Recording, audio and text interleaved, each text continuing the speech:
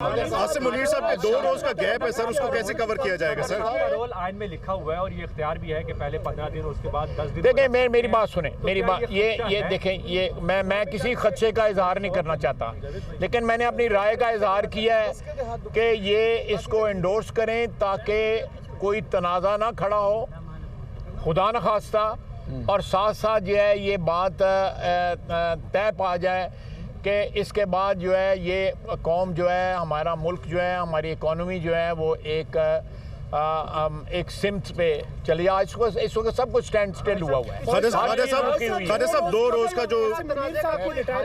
जी sir को दूर किया जा रहा है का कोई हल भी तलाश किया गया है कि अगर देखिए मैं ਤੁਹਾਡੇ ਕਹਿੰਦੇ ਉੱਤੇ ਮੈਂ ਤੁਹਾਨੂੰ ਪਹਿਲਾਂ ਤੇ ਕੁਝ ਨਹੀਂ ਦੱਸਣਾ ਹੈਗਾ ਜਿਹੜਾ खालिद साहब आसिम मुनीर साहब का जो 2 रोज का गैप बीच में आ रहा है सर, रिटायरमेंट 27 को हो रही है सर, वो everything has been taken care of according to law and constitution. Thank you very much. Sir mic